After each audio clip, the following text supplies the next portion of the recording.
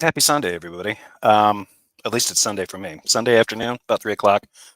Um, and I am joined by a special guest. My brother is joining me today. And he was able to catch a little bit of his own unique Darth Dawkins content live last week over on Discord. So we got a couple of clips that are going to be playing. He promises that they'll be fun. I think he's a liar. I did not say no. I did not promise anything. You know I don't promise jack shit. Last time I made a promise was when I got married. Fair enough. And swore the oath of enlistment into the National Guard. Well, with that being said, anyway, so we're going to be covering some stuff. I don't know if anybody else has already recorded this or edited this or put it out there. This is that was a disclaimer that I just threw out there. Just me being hyper defensive this Sunday. No, right, never right. said that. Yeah, don't you accuse me of being reliable or diligent. So anyway, he managed to catch these in a drive-by, and now we've got them. So the first one is 3 minutes long, and I don't recognize these. I don't recognize a lot of the users in this particular room. It's Atheist Helpline. It's over. It's Darth's room on politics, but yeah, the users I'm not sure about. But yeah, this will probably be. I caught it mainly. I thought about that at the time that I was recording, but at the time I was listening and I was like, okay, I'm just going to start recording now. Yeah. And so I was more just focused on the conversations, not necessarily. Well, obviously we know it's Darth, but with the other two users, I can't remember exactly their usernames. Not a big deal. Okay. So for everybody that has shown up live, it's good to see you. Dustin Taub is wondering if this was the line for Dunkin' Donuts. Unfortunately, it's not. There's no pastries here or donuts of any kind. Space Lord is hungover in Vegas. At least that's reading between the lines. J.L. Warren is here. Hey, Jonah DeMarco, happy Sunday, Spatch. Happy Sunday to you. Alex Baptista is here. Can't come here without endlessly quoting Fear and Loathing. Well, if you start looking around a little too fervently, like bad country, they will ask you to leave. Speaking from experience. And then Barry Schnoz is here. I'm more concerned about that. What's that one? What's that one about? Which one? I spy at PMARS. I'm wondering if Dustin Taub is referring to the video. Right there. That's PMARS right there. That e-bike Jesus, that avatar. Oh, okay. Yeah, 2 over from the left, from Darth there. That's him. So yeah, I don't know if he gets any talk time in this, but yeah, I forgot. No, I don't think he says anything. You can feel it. You can feel it pull the IQ right out of you, like just like an energy suck every time he talks. Like a rebuke. Yeah, like listening to Praise I Am and Rebuke and Reproof. Yep. You can feel the same effect. It's just his voice just has a stultifying effect on you. By the time you're done with it, you're like, you would lose an argument over like which is better, chocolate milk or regular milk. It's clearly chocolate milk, but you can't have that argument anymore because your capacity for reason is gone. Let's see. Oh, Rock Josiah is here. Always glad to catch another one live. Yeah, thanks for being here. Okay, so we're going to jump into this. Like I said, the context for this one. This is the Atheist Helpline. This is Darth's channel over on the politics server over on Discord, and this one's about a 3-minute clip, and then we're going to jump into another one. The other one is like 15 to 19 minutes, somewhere in there. So, Dustin Taub, I heard PMARS talk the other day, and I forgot how to walk for a good 15 minutes. It is. Yeah. There was one part I was listening to him give an explanation about some book he was reading, and I lost the will to live. Seriously. Pushed the computer away, slumped in my chair, just like, end it now. Do not have any loaded firearms. Yeah. Watching while listening to PMARS talk. Or an old gassed oven, access to trains with decent runtimes. Yeah. Reliable runtime. Don't do that. Yeah. Or if you live on the 5th floor. I am fortified with caffeine and THC to withstand the IQ drainage. Well, thank God. I have neither of them in my system, so I could lose it. But that's only if PMARS talks. If it's not the both of them. Well, I'll put it to you this way. If it's just Darth, I'll be fine. If it's both of them together, I might have to throw my laptop away. Yes, like JL says, that's enough internet today. Actually, yeah. When PMARS that's almost immediately. That's almost, well, you might be able to stand 5 minutes or so, and then all of a sudden, bye. Greetings from West Midlands, UK. Oh, yeah. Nice to have you here. I wonder how is the weather in the West Midlands? Oh, I'm thinking cold and dark right now because it's about what 8 o'clock there. I think I got the fear. What's the problem, man? This is the American dream. I know that's what gave me the fear. yeah. More fear and loathing. Okay, so we're gonna get this first one started, and then everyone is gonna recognize this. This jumps right into DD's greatest hits really quickly. One will choose to, in speaking, to either reference the necessity of God, or you would choose to be without referencing the necessity of God. If you make the latter choice, that constitutes the denial of. Okay, I think that's what I've got here. It just says it in slightly different words. It's in antecedent consequent form. You know what I mean? So it makes it easier to logically analyze. God is claiming to suspend judgment about God. Real quick? He's trying to frame up the syllogism. He's trying to he's trying to and put it in formal logic. Yep. Daniel Cooper, 5 minutes of Darth is about a 3-hour Spatchcock stream, correct? Yeah, and there's 20 more minutes after this. So I hope you don't plan on going to work tomorrow morning because I don't think because I'm not staying for 3 hours. I can tell you that right now. Yeah, we can try to get this done as quickly as we possibly can. Are we clear on that? It depends on what you define God as. I think that's the problem that I'm going to get to here. No, but can we go through the premises? We're defining God as the creator-creature distinction. That's not a great definition, but okay. God is the supreme being, the creator of all things that are not himself. Is he defined necessarily as being necessary to reference? God is defined as the necessary precondition, yes. Okay. Because notice that he didn't answer the guy's question. Like he asked him if he was necessary to reference, and Darth did the classic precept mistake. Oh, he's the necessary precondition for referencing or just for existence.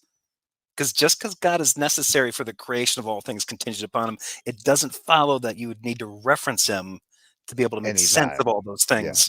Yeah. Because if God is not defined as the necessary precondition, then we're not talking about God. Okay. So that God that is necessary to reference, yes, I believe that agnostics are claiming to not, not reference that God? Yeah, no, the answer is yes. They're claiming to suspend judgment on the proposition of God, but that's false. Okay. Or no, there isn't anything wrong with them suspending judgment on God until they get clarification from Darth about what he means by that God. If they're thinking like, by God, do you mean like Thor from the movies, or do you mean like? And then Darth's like, no, I mean the necessary precondition for all things. Like, oh, well, in that case, let me not suspend judgment anymore. That sounds like hooey. Yeah, if you so this 3 minutes we don't have to focus on, but there is something about what Jefferson just said in relation to what Darth is going over, and I think in a way that position gets cleared up in the following video, in the longer video when he's talking to that other Christian. And that's the second video is the one that you were kind of interested in, because you told me about him getting into some theological concepts that you thought were weird, right? They seemed a little theologically confusing to me. Yeah. So this first 3 minutes is just kind of a throwaway, and it's kind of funny because he brings up an argument, or he simplifies his argument for this particular individual, and then it's cool because then people can kind of keep that in mind when we go into the next video. But for most people who are familiar with this content, they'll just be like, yeah, that's Darth. yeah, it's a retread. Yeah, he's just getting the new guy up to speed. That's all. Yep. Good to see you, Secular Pagan Mum. Let's see, and Clive Gordon as well. No, you're not late. I don't see Secular Pagan Mum around much anymore. But then again, I haven't been doing jack shit on my channel, so yeah, that'll do it. Yep, I agree with that. So premise one, if you believe that things exist outside of reference to God, then you do not believe that the God that is necessary to reference is necessary to reference. Right? That's premise one. We haven't got to he doesn't exist yet. We will get to that in premise 2 and 3, right? This is getting painful. Okay, what don't you understand? I just want to get it in antecedent consequent form so I can analyze this argument. I think it is valid. Like, I just think I want to understand that I've got the right form of it. Agnostics claim to suspend judgment about God. Agnostic premise 2. Agnostics do not suspend judgment about God. The conclusion, therefore, their claim is false. Yeah. If they're suspending judgment, there's no claim. Yeah.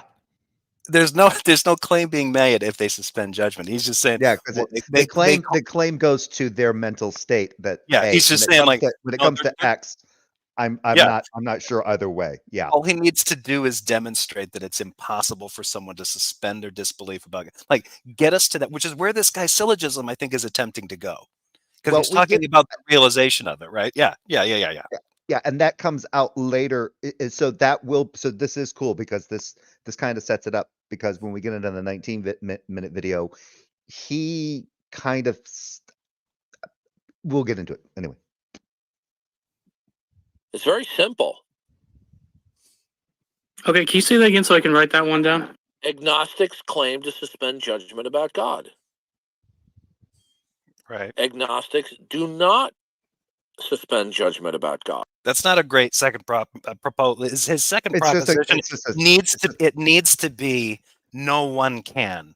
The suspension of disbelief in regards to God is impossible. That's the claim. This idea is like, they say that they're making the claim that they're suspending judgment. I don't think that they are. Therefore, their claim of doing that is like, that's completely trivial. You're just saying that they're either confused, stupid, or liars, or some combination of the three. With maybe something else, added in there. This is just so trivial. It doesn't matter, and that's not where that guy's proposition was going. And bear in mind, he's trying to like tack on. He's trying to put, in my opinion, it seems like this guy's trying to do Darth a favor. He's trying to put at least some meat on it. But but he's taken it into the area where Darth doesn't want to go, which is that trying to bridge that gap between just saying like every time they're like, wait, why do I need to reference God when I state a fact? Well, because God's the reason there's anything at all. Like, that's not an answer to my question. I could concede the fact that there's the reason that there's anything rather than nothing is because there's a creator God that made everything else existent. What I don't get is your claim that I can't say anything about anything else without referencing your God. That part doesn't make sense. Doesn't it seem kind of like an ontology thing? Like you would just automatically be doing that by default? That was the claim I made to him a couple years ago. I'm like, it doesn't make sense why this is. I'm like, I am referencing your God if that God is the necessary prerequisite for all things. If I talk about the horse over there, and it actually is the case in this world created by God that there is a horse over there, I've referenced that creator God. Yeah, because of what I've talked about is true and actual in his world. That should do it. And he's like, no, are you trying to make that fact without explicitly, or are you implicitly denying God? That makes no sense, dude. Like, what difference does it make? According to you, it's impossible for me to do that. So clearly I already am. Like, well, then why don't you acknowledge it? I'm like, that's not fucking necessary. Yeah, he's still a dum-dum about this. And this guy, actually, the guy that he's talking to, is almost to the point where, like, well, wait a minute, with that first proposition, I'm like, oh, maybe he's onto something. I've never seen it. He might be able to, and you know what? He might be able to line up something that's kind of valid, but I bet it would probably fall apart pretty quick. But I bet Darth would kill it.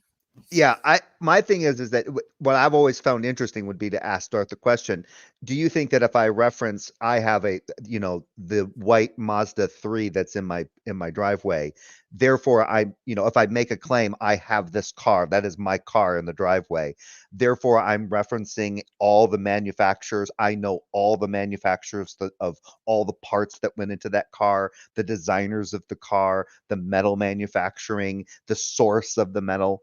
Is that what's necessary to make that claim now? If you claim to suspend judgment about the creators of your Mazda 3, I'm going to say you can't do that. You're not doing that. Therefore, your claim is false. Exactly. Right? Like, of course you know who created it. You have to. Otherwise, you wouldn't be able to talk about it. Like, who created the car then? The car god. Like, oh, okay. Yeah, I agree with that conclusion, argument. Therefore, their claim is false. Yeah. That's dumb. I agree with that argument. But yeah, I think he's being kind of nice to him here. There's nothing necessary. Well, there's a lot wrong with that argument. It's basically fucking trivial. That makes no sense. Yeah, but Space Lord 75 said, "Now watch DD commit the denying the antecedent fallacy." That's the one I used to get confused with for confirming the consequent. Yeah. It comes down to the necessary to reference part, right? When we get into it, right? Look, you're belaboring a point that shouldn't be belabored. He's right on it. God is, by definition, the necessary precondition. If God is defined as creator, then he's the necessary precondition for everything that's not himself. Right. So if you believe that uncontroversial. It's not well defined. Daniel says Mazda 3. I thought real men drove Jeeps and pickup trucks. I don't even drive any. Maybe they do. I don't even drive a Mazda 3. I drive a Honda Accord hybrid. Yeah. Jeff's more of a hippie than I am. Mine just has that outdated Sky Active technology bullshit on it. Mine embarrassingly enough has the sport package of a Honda Accord hybrid, which is like putting a spoiler and in pinstripes on a purse. It makes no sense. Just like it's a great big tote bag, It's just a big square car. Yeah. Yep. Dustin's a real men drive a Miata, the knee knocker. Real men drive a Miata. Real men have to be helped out of their Miata. If they're over 5'10", they're not getting out without the jaws of life. So if you believe that things exist outside of reference to God, then you do not believe that God is necessary to reference, right?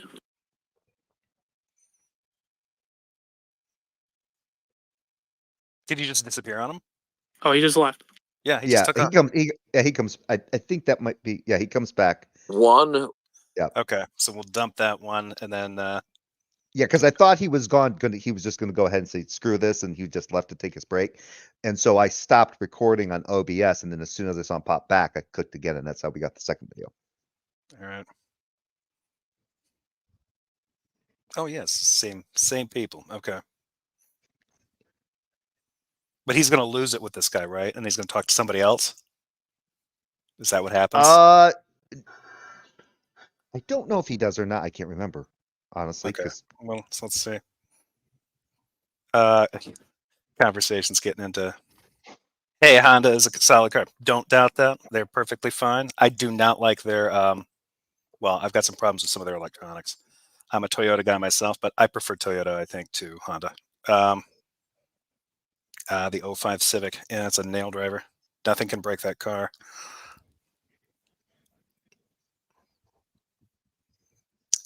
Here we go. It's not controversial. He goes, just agree with me because I have nothing else behind this but my conviction. Yeah, it's a dogmatic assertion, and the more you try to push back on it, the more I'm going to get screamy with you. Mm-hmm. You don't want to hear the 63-year-old man get screamy with you, do you? Trust me. Yeah, this doesn't go on for very long, and then it goes into the conversation with the other guy. And as far as I know, that conversation I don't think gets too out of hand. But at that point, I was just mostly recording. I got distracted with some other stuff as well, and I caught some things and was like, "What did he say?" So, yeah. Hey, can you hear me, Darth? Is this a philosophical discussion, or are you taking an atheist position? Okay. Yeah, so that's the other guy. Okay. That's the Christian that's piping in. I'm just trying to understand. So if you believe that there's something outside of the reference to God, then you do not believe that God is necessary to reference, right? You agree with that statement, right? Either you will believe that God is constituting that God is the necessary precondition of all things that are not himself, or you will not operate that way. You will either be with referencing the necessity of God or without. Okay, that's fine. That sounds like it agrees with premise one. So the form I've got is P implies Q, Q implies R, P therefore R. It's a chain argument, right? So you're saying if you believe that things exist outside of reference to God, then you don't believe that God is necessary to reference. That's Q, right? Q, if you believe that God is not. Listen. Yeah, there it is. I was waiting for it. Yeah, I was like counting it down on my fingers, like 5, 4, 3. Yeah, he's got it. Darth loses patience with syllogism. Secular pagan mom. Did Darth just get a root canal or something? He does sound. Yeah, in some of these videos, he sounds a little bit more stuffed up. Maybe COVID. I don't know. Listen, you can do the alphabet soup all you want. Do agnostics claim to suspend judgment about God? This is just formal logic, Darth. This is just antecedent consequence. Okay, have a nice. I'm very Bye-bye, aware little boy. of faulty. Excuse me. I'm very aware of formal logic. Okay, Aware of it and scared of it. You are overly complicated. I do believe that what that person said that kind of jumped in there. So long, little boy, or whatever they piped in right there. Yeah, they were quoting Darth. Yeah, they were. It and being overly wordy. Agnostics claim to suspend judgment about God. Agnostics do not suspend judgment about God. He doubles down on it. Yeah. Yeah, but they do. Therefore, their claim is false. So he knows. So by that reference, he knows what they know. All he's done is reiterate what we've talked about before. He claims to know what someone else knows. Yeah. Well, because Romans 4. Yeah, exactly. And his demonstration is going to just a claim made by someone else in a letter to the Church of Rome that person seems to be implying that they know what people know. Yeah. Oh, he couldn't not know it because he's Paul. Now, does that mean that they're cognizant that they're making a false claim? No. But down deep, they know they refuse to acknowledge the necessity of God. If they know it, then they're cognizant. If they're not cognizant that they're making a false statement, but deep down are aware that their statement doesn't line up with how they act, what they actually know, or how they actually feel. What in the hell is he talking about? Exactly. That makes no sense at all. And also, it's like, okay, so in this idea that you're trying to put out here, that they can't just stand around and say they suspend judgment about God. Fine. So you're saying they already know it. Yeah. But I don't think that they're saying a statement that they think is false. They're not cognizant of it. Like, then now you need to define what you mean by the word know. Because he's just completely changed the rules. Like, is it no, and if they're not cognizant of it, now you got to ask the big implication: can they be blamed for that? Like, do they know it in their soul? Their reason's been tricked by the devil or something. You're like, this is childishness. Like I said, I caught this stuff, and then I was like, hey, I recorded some stuff I thought was pretty interesting coming from Darth. So, there we go. Get me. Here we are. Keep me in the Darth derangement space. Never mind. They just want to pretend that God is like any other state of affairs that they can suspend judgment about. Therefore, in a very simplistic and childlike way, they're just like, well, so I'm neutral about God. Hey, Darth. Yes. I want to say I was honored that you participated, or you might have jumped into a discussion I was having with some atheists the other day, and I saw you pop in without saying anything, and I just want to say thank you, and I was honored that you heard me speak with someone. What room? Well, I think it was like atheist versus theist or something. Yeah, well, it always happens when I go into other rooms that sooner or later all hell breaks loose because they don't want to let me debate unfettered or unmolested.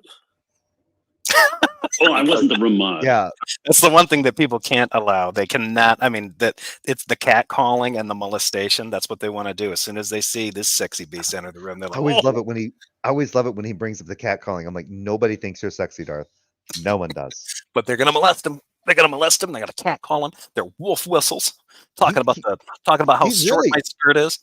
He's not so subtly projecting his own isolation and need for human acceptance, right? And clearly lonely and flirtation. Yeah, the common verb used to like describe like when women are verbally harassed for the offense of being attractive by like construction crews. Like, that's what these people are doing to me. I'm like, it certainly isn't, Darth, but if you think so, go on. Explain how that's the same thing. They were kicking up my skirt, pointing at my sports bra. One guy had a leaf blower. He was more animal than man. Oh, did he use that to blow up your dress, ma'am? No, he stuck it between his legs and started doing a thrust motion. Did he have it on too? Yeah. Yep. Well, That's that what might have Darth. been more. That'd have That's been what more of Darth his wants. that'd been more of his private time, I think. He just happened to be doing that out in public. Yep. I was No, just participating. I'm not blaming Yeah. you. I'm just saying this is what they do. They are like the This is what they Jacobins do. of the French Revolution. Oh, you disagree with us politically? Cut off your head. Hell yeah, that gets the point across. Yeah, I guess that would be definitely a bad thing. The I think it's interesting that his equivalent, his opponents in these like basements, these online basements where he hangs out, like, well, they're no different than the Jacobins. They'll come after you and they'll demand your execution or try to carry it out. Like on Discord. Do you know where you are right now? Like this. Well, how many times has he been in a freaking channel where he does not have mods and somebody starts talking in a way that's similar to the way or treating Darth in a similar manner the way he's treated individuals, and he comes Oh, he in and loses his starts mind. shouting, "Get rid of them! Get rid of them! Kick them! Ban this fucker!" That kind of thing. Don't you mean off with their head? Yeah. Yeah, now who sounds exactly. like Same mentality. now? Yeah. Look, it's like dealing with, what? It's worse than dealing with children. Okay. Yeah. Darth can't deal with children. So I don't think that this is I don't think that he can make this claim. Because I don't think there would be anything more difficult for him to do than to try to be successful at dealing with children. I think, given the way he behaves here, law enforcement would be involved and he would be separated from them. So yeah, just my take. Well, I wouldn't consider myself a professional apologist or someone worthy of that title, but I do debate frequently with atheists, and I actually make arguments that are pointed more at the Holy Spirit and at their happiness, and simply, I'm trying to I try to step over their side of the fence and entreat them to consider something greater than themselves. You're dealing for their own well-being. You're kind of dealing with people that just lack information. No, that's not it, because there's a theological component to them being in denial about God. That's not a lack of information, because he doesn't he's already laid that out. If somebody can make a claim that they're not cognizant of how incorrect the statement is, but they know deep down what they really feel. Like, okay, that sounds like a hell of a claim. You want to try to unpack that and justify where you're getting that from, and then turn around and tell this guy, yeah, well, you're really just talking to people who are just they're just. It's unfortunate. But later he will imply that the knowledge of God is innate, so it has nothing to do with information. Yeah. I think if I remember correctly, because I remember listening. I'm hoping I hear it. I'm hoping I hear it, because the last time I remember hearing. Yeah, because I remember hearing this, and then I remember hearing something along the lines of what I just said, and then going, "Wait a minute, how the hell did that work?" Yeah, Darth is calling people liars regarding their state of belief. Bad faith. Yeah, It is. And then just trying to write it off. Well, I just think that you're ignorant. Like, okay, look, what am I ignorant about? Because the one thing that you're getting from Darth is just a truckload of dogma. You're not getting anything that would. If you're trying to learn about the Bible from, say, Megan Lewis and Josh, and Josh, Dr. Josh over on their channel, or you're, ancient Near Eastern stuff, or you're watching Dan McClellan videos, or you're watching or reading from guys like Bart Ehrman or John J. Collins, your take on the Bible is going to be very, very different than Darth's. And anybody who, let's say you had somebody who was only exposure to that was, instead of being involved in church, they just got involved in, what is that sound? Let me mute for that. I'm sorry. Wow, that was crazy. Okay, I'm just going to play the video a little bit until you can unmute. My position is that they are in open defiance against God while pretending they're not. They're not in neutral territory. It's not like I have to sit down and say, well, let me. If they're not cognizant of it, then the problem isn't that they're not pretending that they're not. They're convinced that they're not. This doesn't make sense. He's contradicting himself here. Show you how E equals MC squared works and how it's confirmed. Okay. It's not a matter that they need to be educated, that if only they could see how complex the genome was, and if only they could see how complex, the cosmological constants are to have a life permitting universe, then the light would come on in their head and they go, oh wow, there is a designer, there is a creator. Okay, so because Darth's got that big science brain rocking for him, that's why he's a believer. So this doesn't have anything to do with the Holy Spirit? He's seen a lot of science, and it's got to be a designer. The guy that he's talking to has claimed that he makes his arguments from the position of like the Holy Spirit and the influence of the Holy Spirit being good for people in their individual lives. I'm wondering if there's going to be any pushback from that guy here. My guess is no. Yeah, I honestly I don't remember. Inoculum Fear asks, "What is up with Darth's voice? Is he missing his teeth?" That's like the running concern for this live stream. I'd never even really paid any attention to it when I think it's the listening sound to him. quality. I think it's the sound quality. Because this one seems to be coming through a lot louder, so you can hear more of his slushy like jowliness when he's enunciating Yeah. things. Oh, yeah. Yeah. So there was a gain issue on my OBS. It was like maxing out a lot, and I turned it down, but every once in a while I noticed it would kick up a lot. So yeah, I think there might be some. I think that's giving him a little bit of that. Yeah, that might have enhanced that. Old man, squishy voice, yeah, kind of thing. Yeah, starting to sound a little bit like maybe Connery, maybe Nixon, mostly Bill O'Reilly. Because even when they are faced with the virtual impossibility of such complexities arising, okay, undesigned, what do? They just go to special pleading. No, they suspend judgment because the idea of it being impossible is sort of assuming, that's like looking at why is there stuff rather than no stuff. It's got to be a designer because all this stuff couldn't have just happened on its own. And it's like, okay, well, nobody's arguing that it just quote happened on its own. It could have happened over a long period of time from a lot of random things happening all over the place. Things build up. He's already painting this in the worst way. I'm like, well, they just have to assume that that it's impossible. Like, no, we don't have to assume that the designer is impossible. You're assuming that it's impossible for any of this stuff to be here on its own, or for any of this stuff to be here as a collection of random events, or the byproducts of multiple gods. You've ruled all these ideas out. That maybe it's only 5 minutes old. You've ruled that one out. How did you do that one? If you're holding on to a god with miracles, I'm not sure, but you managed to rule those ones out. But you're telling atheists that, like, well, this is what I know atheists are assuming, and this is why they're wrong to assume that. Like, neat, Darth. Neat. Yep. Dustin also I also make daiquiris in my wood chipper. Hey, a Vitamix will clear up. Somebody mentioned something about like chopping up a body in one of the comments. A Vitamix, I think, can do that. Like you could, yeah, it scares me that thing can, yeah, you could process bone marrow on that. Yeah, it's suckers. Yeah, they're pretty. The bone, and most importantly, the bone around it. The bone marrow itself is no big deal. Well, you can make your own. Never mind. I'm not going to get into that. Oh yeah, don't. I'm already no. Anything I say now is just going to go into the possible implications that I'm just giving my methods of disposing of bodies. Wood chipper is a lot cheaper. Yeah, in some cases they are. Because it's a wood chipper for the kitchen. It's going to be 3 times the price.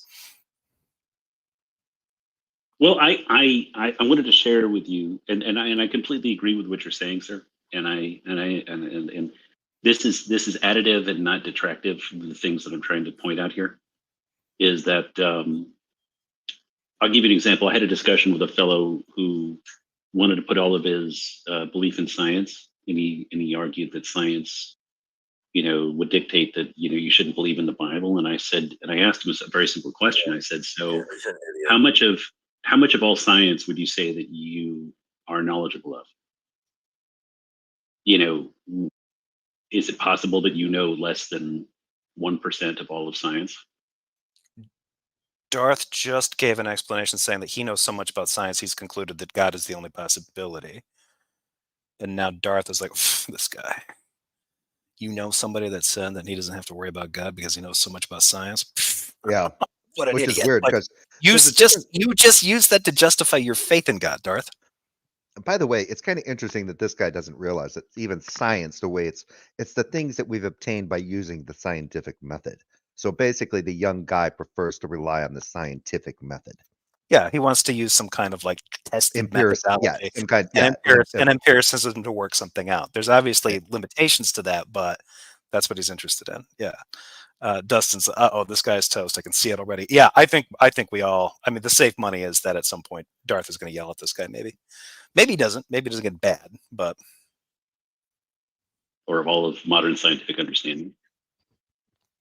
And he had to admit to me that he may not even have 1/100th of 1% of all scientific understanding. And so I said, right, but he has faith in the methodology, which is what he's talking about. He's not talking about the collection of factoids in his head. He's talking about scientific methodologies. Barry Shands makes a good point. Rather than random, it's more correct to say deterministic, like nuclear synthesis and such. Agreed. And that's one of the things that's interesting, because that's usually when somebody like Darth will just say, like, oh, you don't believe in God, so it all just happened randomly, right? Like, wait, where'd you get that from? That's only one possible worldview. And it's only one potential component of another worldview. It could all just be deterministic. It could be a combination of both of these things. Like, why are you jumping from it was either made by the boss or it's just a mess? It's just this crazy, haphazard, useless collection of crap that we don't have to care about. If there's not a boss in charge, there's no rules and no one has to care about anything, and it's just all chaos. Like, that sounds like a you problem. But yeah, I appreciate that, Barry. And what else here? I heard a spoon. I heard it. I'm eating my tomato soup. Why did you put it in quotations, you weirdo? Now you got everybody wondering, like, wait, what? Yeah, to feed Dustin Topp's imagination. You said, by the way, you said hello, what up? It's Lord Red Fang, what up? Oh yeah. Sorry, Lord Red Fang. Hello, what up? What's up, my lord? So when you are arguing on behalf of science, you actually are not basing it upon your scientific understanding. You're basing it upon your belief in science. No, this guy's kind of lame. And your trust in science, not your knowledge of science. In the methodology, you don't have to be. Isn't that true? And he got very quiet. Yes. He got very quiet. And I said to him, and so I was like, so isn't it possible that someone of faith may only know one small sliver about God, and that God is so infinitely larger as to that, that even if I were to spend my entire life reading the Bible, that I would not truly know and understand all things about God? And isn't it true that if you spend your whole life in science, are never going to know all things about science? There's going to be enormous amounts of science. Yes, sir. Are you a Christian? Okay. Are you familiar with 2 Thessalonians chapter 2, where it says, "And God will send a damning delusion to them who believe the lie, who receive not a love of the truth"? I certainly support that quote, but I didn't know it from my. Hold on. Is that Darth saying that there are actually people that are atheists? Because God is deluded. God has sent a spirit. God has deluded their mind. Yeah. Okay. So how does he blame us again? 2 Thessalonians probably weren't written by Paul neither. So wait, once we start doing it, then God makes us do it also? That should be another question. Who knows how that works? I think that one guy, he seems to be nice enough, but like the claim that he's trying to make, like, well, hey, maybe you ought to call that into question. Like, wait, why should I? Like, really, why should I? Like, the whole problem, he probably isn't sure exactly where this guy's going, and who knows if how this conversation actually went down. But generally, anytime these guys are saying this kind of stuff, like, there's a very big difference between somebody, and I'm going to use this as people who are much, much better at science, hard sciences than I am. The reason that they have faith in it is because they do it, and they use methodologies that are tried and tested, and because they're falsifiable. They don't trust in it because it's always right. They trust in it because it's reliable, and it can show them reliably when they're wrong.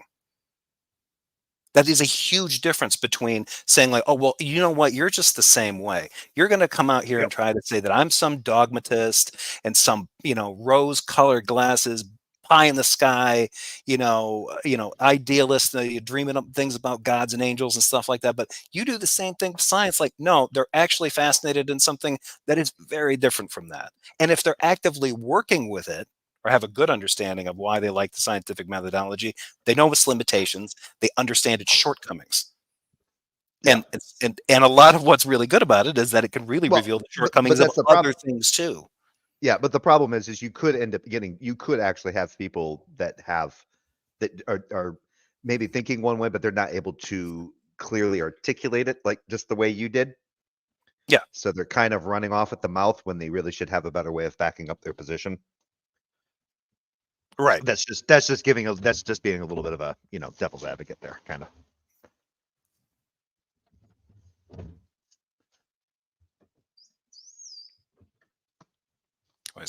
There we go. Okay. From the top back of my head. So. Okay, so the damning delusion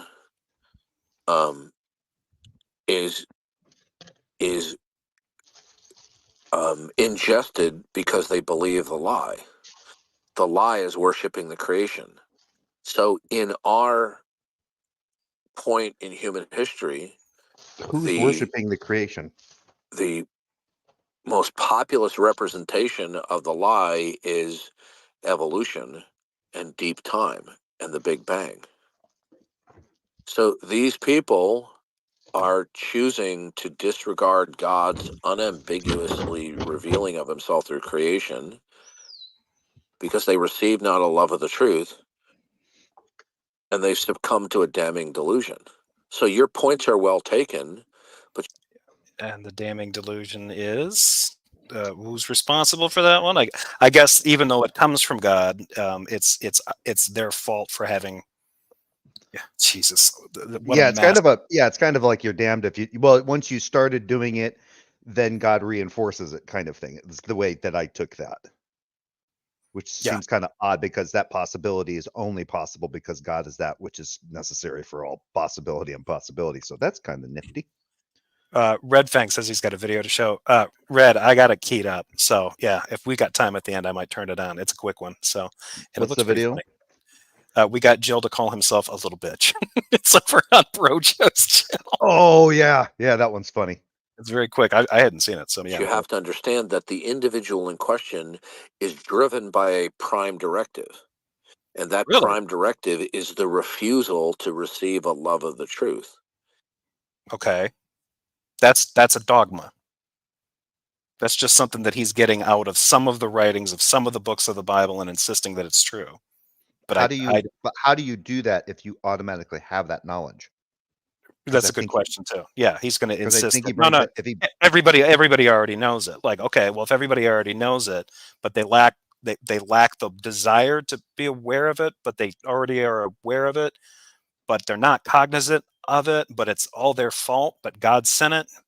Like, yeah, that's why I wanted to cover this, because some of this theology that Darth brings up, I thought it kind of interesting, even though I'd listened to it. Like I said, I think this was from not just this. I think it was from the previous week. But anyway, yeah, and that's why I wanted to go over it with you, because I was like, some of this theology just does not seem to line up very well, and not even and even dogmatically, right? Not logically. Even the dogma that he seems to be espousing doesn't seem to always line up. Yeah, I've seen people who are much better at doing this kind of stuff than Darth lay out some kind of theological or kind of dogmatic explanation of their faith tradition. As Eastern Orthodox, we believe this, or Roman Catholic, we believe this. And most cases, they can usually lay it out where it doesn't raise too many red flags in terms of contradictions. What he's laying out here would, if I were like a newbie trying to figure out, hey, which Christian denomination should I go and check? Not whatever this is, not online midnight Discord foaming at the mouth fundy evangelicism, because this one's clearly not a good one, because this is nuts. Like, if you were new to this and you were listening to this, like, wait a minute, I'm aware of it, but I'm not aware of it, but I want it, but I don't. And he did it, but it's not his fault. It's all mine because I didn't want it, but I do. But I don't. But not wanting it, but not wanting it would also only be possible because God is the necessary thing for that possibility. But that's Motherfucker. but that's not his fault either. That's my fault, even though I'm entirely contingent upon him. And oh my god, like this is just awful. Yeah, This it's is, just a blow up. It's just, yeah, this is exactly. And like I said, I wasn't really deep into the conversation. I was doing something else. I was at work, and I was just kind of. I also had the volume kind of low, but I was just like, this is fucked up. Just this like you start running what, down these what chains. Darth Of is, like, well, what Darth is doing here, I think, is the equivalent of there are people that have come before him that have laid out theological ideas, and some of them can be a little tricky, you know, especially when you get more dogmatic into them when it comes to things like salvation and belief and free will versus determinism, blah blah blah. But you get somebody out there who's sophisticated. It's the equivalent of having somebody set up a bunch of spinning plates, and they get them all spinning at different rates, and they've got them going, and then they're like, okay, and now I'm going to bow out. These things are going fine. Give them another quick spins. Darth's going to come out here and finish up, and Darth comes out there with a baseball bat and just starts hitting the plates, you know. Like this is remarkably remarkably bad presentation here. Like I don't know how to track what you're talking about because I've you know, and and you and I were relatively, I mean, we were good at being able to track this kind of stuff when it was being sold in churches, you know. Oh, you need to have a personal relationship with Jesus. If you turn to him, he will save you. And it seems like this guy here with the communist black and white star thing for an avatar is kind of doing the same thing. Like, I want to present these non-believers with the Holy Spirit because it's beneficial for them. It can help their lives, kind of thing. And Darth's just like, no, I want to use my knowledge of Christian dogma to beat up these people and call them stupid. Like, okay, yeah. Now, great. Now here's the thing. I think at one point, I don't know if it's happened yet in the video. I think at one point I actually scrolled my mouse up over that panel right there, and I think you actually get to see the name of that particular person that's talking to Darth. But This guy that's just right a here. little Okay. Yeah. Yep. Yeah. Okay. As a consequence, they succumb to the damning delusion. Okay. Well, I'm not in disagreement with what you're saying, but I would be in disagreement with that because there's problems with Second Thessalonians and how there are things in these disputed Pauline epistles that do not line up with other things Paul writes, but because a lot of Christians are like, no, they're all Pauline epistles, they're canon, and what we need to do is use the Bible to translate the rest of the Bible. So they end up finding out things like this and then feeding it into other passages to sort of make it work. And it's really bad to do that because you end up just kind of feeding in the meeting that you wanted in the first place, which is sort of what he's doing. He's like, aha, God's going to turn these people that don't really want to know into delusional dumbasses because they didn't want to know it, even though they already did know it because that knowledge is innate, but they weren't cognizant of it. So it's like you're going to have to pick one. You know, the best thing for Darth to understand is that, you know, these books in the Bible were written by different people, and they have different things to say, oftentimes about some overlapping concepts, and they don't agree. Yeah. Yeah. The problem with God being always truth revealing is that it's not supported by anything, so it's just a baseless claim. Yeah. And But God doesn't have to be contingent on anything. So. Meh. No, TP had asked, like, does anyone know if Barf goes to church? My guess is he does not. He just doesn't go. But you know, maybe on Easter. I don't know. I do want them. What we need to do is in our apologetic when we're dealing with these people, is present the apologetic in some way that shows them that even on their own principles, they're not consistent and their position is indefensible and incoherent. Not as incoherent as the position that you've just laid out, my friend. I mean, yeah. Good Lord. Period. And it's indefensible and incoherent on their own principle. And this is. And what's our principle? The only principle that he's laid out for these people and the other side, all in quotations, is that they want to say that they're agnostic. They want to make the claim that they suspend judgment. And I don't believe them. That ain't true. No one can do that. And I'm not going to explain. I'm not going to show my work. That's the only claim I've heard in this conversation, like you said, bled over from the one guy into the new one, and that's really the only claim that he's talking about, and that is not the claim that every atheist makes. Yeah. So, and for some reason, he's like, well, they're violating this claim. Like, agnostics might be in a tougher position, sure, especially if you want to have, and you have to explain this to guys like Darth all the time. Well, are you having a conversation with them about their atheistic state of belief, or are you asking them to defend a position in like a philosophical discussion? Because if all you're going to do is ask them where they kind of are in terms of their level of conviction, their psychological state, they're probably an agnostic atheist. But if you ask them about, hey, what do you think about this argument for or against God?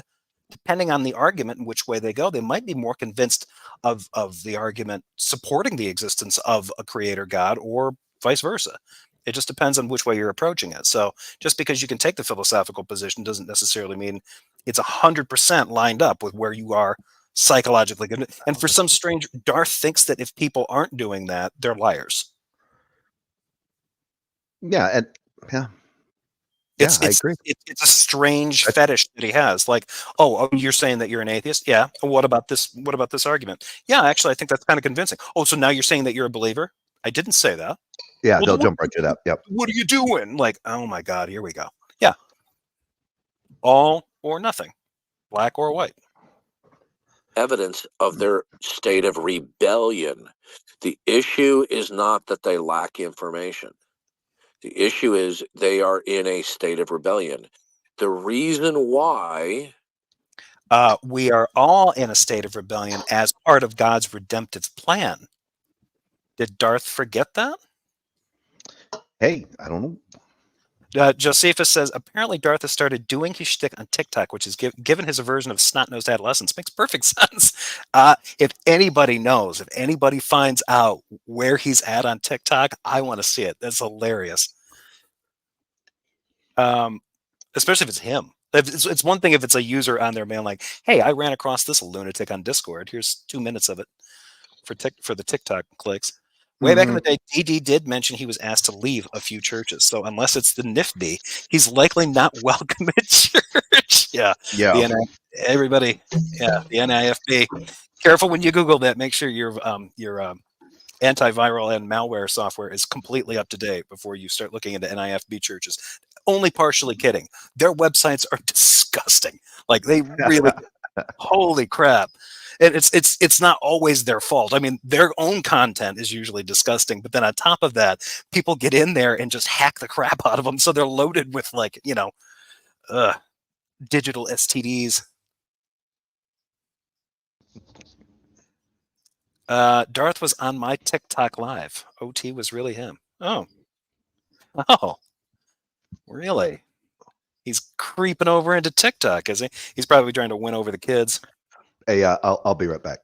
Okay. Look, Dr. Eugene Koonin is one of the world's foremost authorities on evolution and microbiology as it relates to evolution. In his book, Defending Evolution, he says evolution happening in a one-off large finite universe is virtually impossible. These are his own words. It's virtually impossible. But then he goes on to say, but in a multiverse, a megaverse, a many worlds in one, it becomes certain. So the issue that we're dealing with is not just that people are uneducated or misinformed. Each and individual that we're dealing with, regardless of their IQ, their education, okay, they are. Yeah, the reason DD can't grasp that someone can agree with a conclusion but criticize the argument is because integrity is foreign to him and viewed as a bad thing when considered. Yeah. Yep. Rose KD, he runs the exact same shtick. None of us knew if it was really him until he got enough followers to join live. But yeah, it's him. Oh, good Lord. Must be doing that when there's not enough people hanging out in his room where he's got mods. Operating under defiance against God. So whatever apologetic and information we have to present, see, and he just brought up the defiance must against bring God them thing. to the point of a conviction of their defiance own against God is chosen only as a possibility. So God therefore has to be that which is necessary for that defiance of God. Right. Yeah. So you're set up automatically into that because it's part of his redemptive plan. Yeah. Because they would rather have that than submit to God. Well, I think big picture, what you're saying. That doesn't make any sense. And again, that is entirely based on you taking on faith claims made by biblical writers who have said, no, that's what this means. humans don't want a relationship with God. Humans want to rebel. Humans love their sin. Like, okay, whoever made that claim, like, and the claim is based on like, well, wait, why do you think I love my sin? Well, because if you didn't love it, you wouldn't keep doing it. Like, okay, what do you think is a sin? Like eating too much or enjoying sex or something like, get the hell out of here, you weirdo. Like, those are not sins. And if you think that they are, then, maybe seek out a therapist. There could be something weird going on there. So yeah, this kind of take on it is just like, the only way that this is going to work is if you're already in agreement with these guys on what is right and what is wrong. And that's going to fly out the window as soon as they're like, you do know that it's a sin to, play poker. Like, get the games are a sin. Get the fuck out of here, you weirdo. I thought you were talking about like the bad ones, like, like murder, assault, things like that. No. Now you want to take away my playing cards? Yeah, or like, did you watch that R-rated movie last night? Get the fuck out of my mouth! Get out of my room! Get out of my room! Nicholas, example: if William Lane Craig says, "I agree with what Precept attempts to do, but it's fallacious," Dede will dismiss Craig as being a philosopher first, Christian second. Yes. Yep. Well said. Yeah, and has done that. And in fact, I'm pretty sure Darth has done that several times. Saying is 100% true. All that I'm adding is that I have found some success in reaching people to get them to try to open them up mentally to accepting Jesus. I think this guy, I just got this kind of impression a little bit from listening to this, and now I remember. Christian counselor? He's trying to low-key tell Darth, hey, you might want to approach these conversations this way. Yeah. No, I think it's definitely there. Jesus as their savior. Not to say that I'm going to turn someone who is 100% agnostic into someone who is 100% believer and an expert in the Bible. But that if I could get them to at least say, you know what, maybe I don't know everything, and maybe my presumptions have. How many atheists are doing that? How many are saying like, I don't believe in God because I know everything? I mean, if there are any out there, I'd like to meet them, if only for a few minutes, because they're probably super obnoxious. But that's pretty interesting. Like, I think these people need to be set in their place. They need to be made to understand that you don't know everything, that you're not right about everything. Most atheists that I know, that's actually kind of where they came from, because they deconstructed from something that they were believers and deconstructed from that. And that was a tough experience because they had to acknowledge that they were wrong about a lot. So this strikes me as being kind of odd. If they're not that kind of atheist, and they're just sort of people who are like never particularly interested in a religion, never raised in a real faith tradition at all, other than just sort of being like, generally culturally Christian, in the US or something like that, maybe. But yeah. Have holes in them, and that maybe there is something to this concept of developing your faith and developing a relationship with God that can help me, that they might make. I agree. They might lean into and make steps in that direction. I agree with what you said. Here comes the but. I want to read this. This is pretty good. In that book about Trump and evangelicals, they talk about Jerry Jenkins, the author of the Left Behind series, wanting to change the bylaws of the Moody Bible Institute to allow poker. I used to play poker with Jenkins all the time.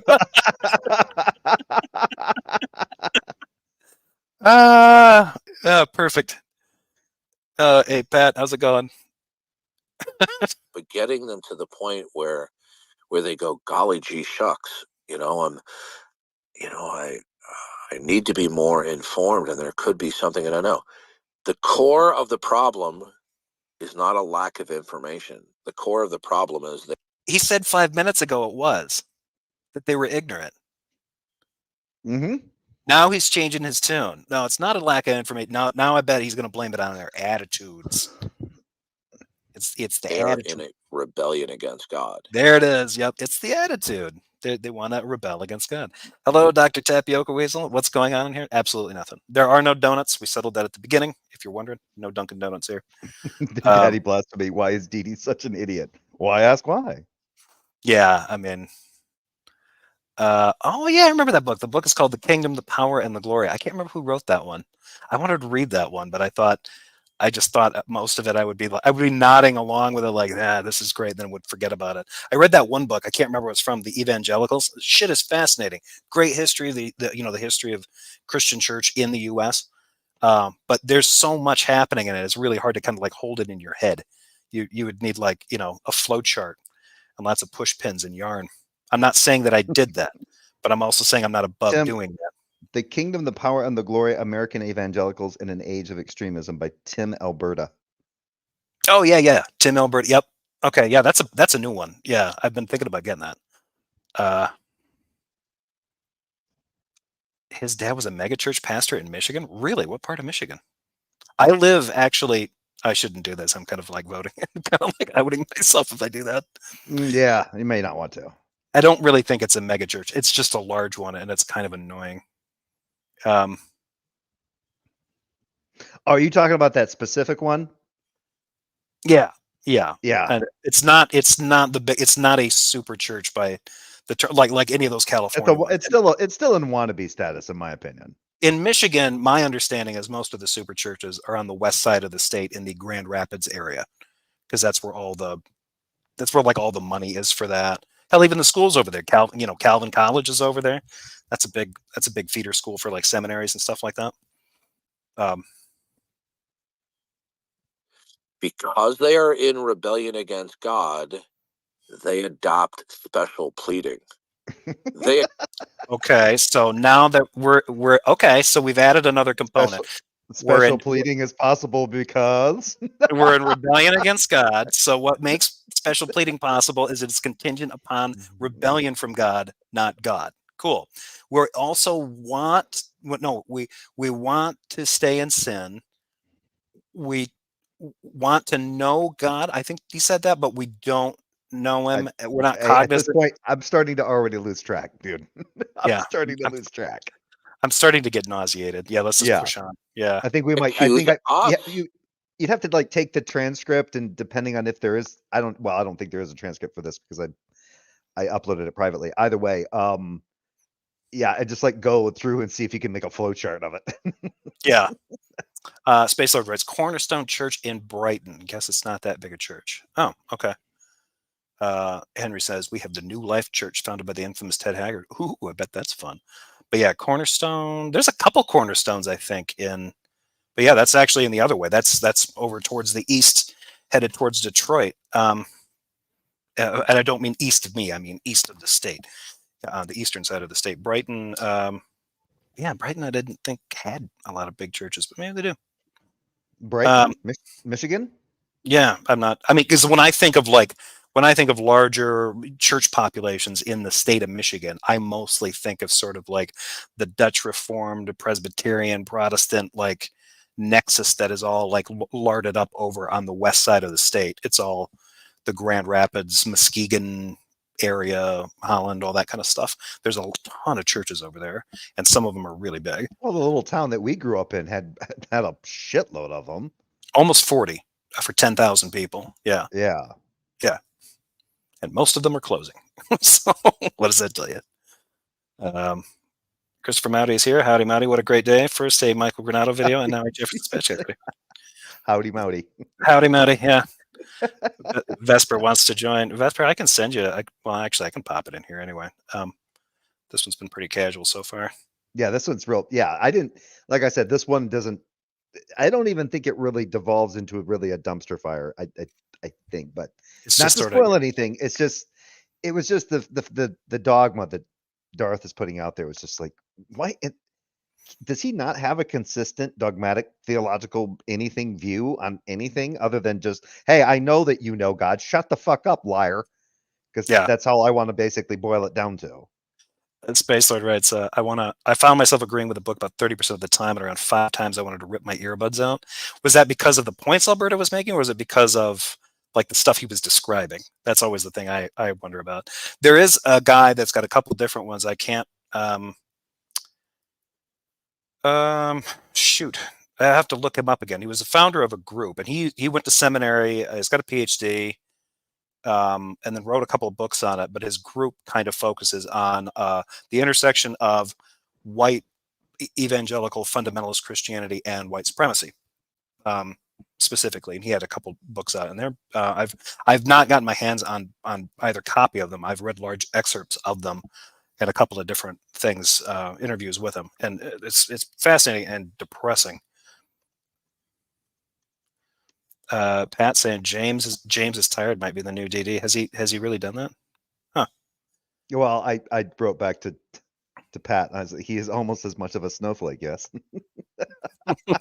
Of engaging in special pleading. No, he seems to get really focused on like, this person said this about me. I don't want to talk to that person because they interrupt me and they don't seem to respect me. So I'm just going to leave them out of the room. Yeah. They are the actual participators. To worship the creation, as Romans 1 says, is a form of special pleading. Pardon? Okay. And they're appealing to this because they are trying to keep the volleyball under. I saw this. I'm going to read this. I don't care if this gets me monetized. A question. A couple of pastors took Haggard up to a cabin and quote unquote cured him of his homosexuality, guessing it was similar to how parents got their kids to quit smoking. I think they made him smoke the whole pack. Oh, Haggard. I remember when news came out about that. Hey, hold on. Hey, everybody, that's classic Nicola right there. Yeah. I remember being, I can't remember how long ago that was. I was stunned by that one because he was just like, yeah, it works. Like, I'm like, hey, what works? And he's like, conversion therapy. It worked on me. And I'm like, I'm sorry, what now? Like, how did that? That's not a thing. No, that's not how it works. Under the water. They're trying to keep their daily conscious awareness of God below the surface. That is why they're in a state of unbelief. Because take a look at Dr. Eugene Koonin. This guy he's an unbeliever. He's an anti-creationist. He's an anti-intelligent design advocate. And he probably has some of the greatest expertise as it relates to the theory of evolution and microbiology. And yet he acknowledges that evolution is virtually impossible. That is not his conclusion. Okay, in a finite universe. He's more acquainted with what has to take place down at a molecular level in order for life as we know it on this planet to exist. And he says that happening in a finite universe is virtually impossible. That's not evolution. That's abiogenesis. He's been corrected on this multiple times. That is abiogenesis. He's talking about the odds of the formation of life out of a strictly, sort of a probiotic kind of environment. He's not talking about evolution, which is, descent with modifications. That's not in question for him. He's talking about the modern synthesis in explaining principles of evolution to mainstream people and goofing up some of the stuff and people talking about, and oftentimes in a way it's kind of between the lines, but conflating, like Darth's doing, abiogenesis with evolution. It's a common thing that people do, and especially if you're an American Christian. Yep. Yeah, I like the sound of that too. Illyrian Crystal Methodist. I like the sound of that. Good for Elvira. That's a great one. These Crystal Methodists. Now, given that, he should then go. Good narcotic though. If done well. It's not. No, meth is not a narcotic. Meth is a stimulant. It's a stimulant. Oh, that's true. Yeah. Oh, well, you know what? Wait, someone should float the old rumor about Apple being named as an homage to Alan Turing and the logo being a symbol about how he died. It's not true, but it'd be fun to see DD rage. Just asked him if he saw the movie about Turing. Like, did you watch that movie? That's a good movie. I like that movie. I don't think Darth would agree. Then there is a designer. No, he doesn't. He opts for more poo-poo gaga. Okay, a multiverse. Damn it! I should have made the title to this Darth Dawkins, more poo poo gaga. In fact, I might change it. I forgot he even. I guess I should have sent you these videos yesterday, so you got to kind of gone through them real quickly. More poo poo gaga.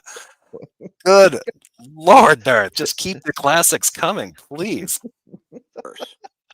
Now contrast that with Dr. Anthony Flew, who was a lifelong champion of atheism, and when shown the complexity of the genome, that even in a grand universe of unimaginable proportions, would not be able to effectuate the genome of the animal kingdom. And Dr. Anthony Flew, I don't know, I might be mistaken about his doctorate, but Anthony Flew was a lifelong philosophical champion of atheism, and he abandoned it and became a deist. This is a rare response. Okay, now he didn't become a Christian, unfortunately. Why not? Why is he still in rebellion? He's supposed to have the innate knowledge of God. So he's just halfway there? Darth can't account for this. This has been I'd probably warn this one out. Darth worldview cannot account for deists. So, and as often as he sits around and says, yes, again, they're just lying. It's true. Right, but he has to. The agnostic suspends their belief about the existence of God. A deist doesn't. A deist suspends judgment on what that God is, which also agnostics do. It's just that a theist is more inclined to think that there probably is one. And agnostics is more like, probably not, maybe. It's definitely not Thor from the Marvel movies. That's not God. 99.9% certain it's not that one. To the chagrin of the ladies. All we hear is more poo poo gaga, more poo poo goo goo. Classic Queen tune. Thank you, David, for the super chat, and yeah, all we hear is more poo poo gaga. Definitely changing the title to reflect that. I'm getting tired of your poo poo gaga, Darth. Makes sense, goddammit. It's going to be making sense. It's not my fault you're deluded by God. It's going to be what did you say? Yeah, the necessary precondition for poo poo gaga. But you see, your average person isn't because they're like, they need to be brought to the point like, well, you know what? You don't know as much as you think you do.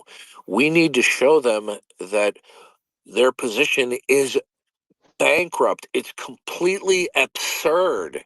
And what position was that again?